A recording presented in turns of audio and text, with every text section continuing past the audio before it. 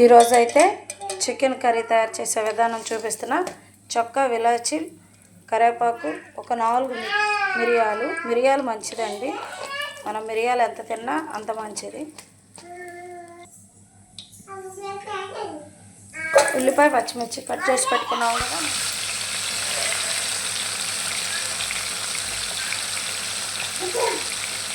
అల్లం పేస్ట్ ఒక స్పూన్ వేసుకున్నాం అండి. అల్లం పేస్టు, సాల్ట్ పేస్ట్కి తగినంత, పసుపు కూడా వేసేసుకుందామండి.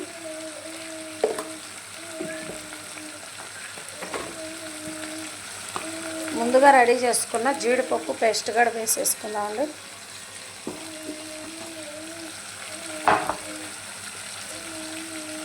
జీడిపప్పు పేస్ట్ అండి.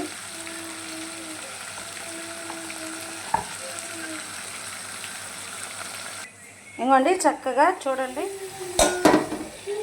1/2 kg చికెన్ తీసుకున్నాము. చూడండి ఎంత కలర్ఫుల్గా ఉందో గ్రేవీ.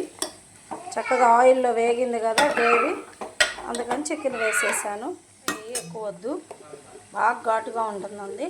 ముందుగా మిరియాలు గడ వేసుకున్నాం కదండి, అందుకని కొంచెం వేస్తున్నాను. చాలా టేస్ట్ ఉంటుందండి.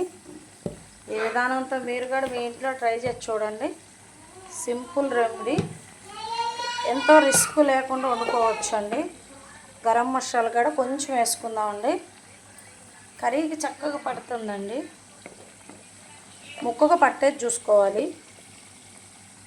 జీలకర్ర పొడి అండి. జీలకర్ర పొడి అయితే కంపల్సరీ అన్నిట్లో వేస్తాను నేను. జీలకర్ర పొడి, మిరియాలు, మెంతులు ఇవన్నీ మనం డైరెక్ట్గా తినలేము కాబట్టి ఇలా కూరంగా వేసుకుంటే చక్కగా బాగా దగ్గరగా వస్తుంది కంప్లీట్గా చికెన్ కర్రీ.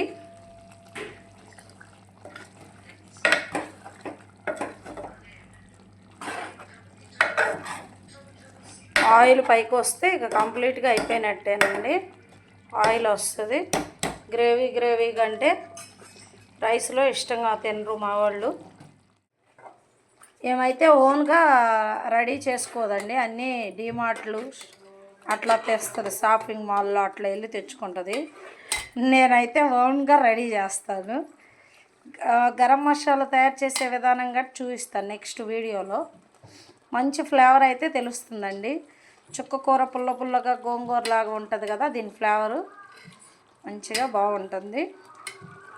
కంప్లీట్గా అయితే చికెన్ కర్రీ రెడీ అయిపోయింది.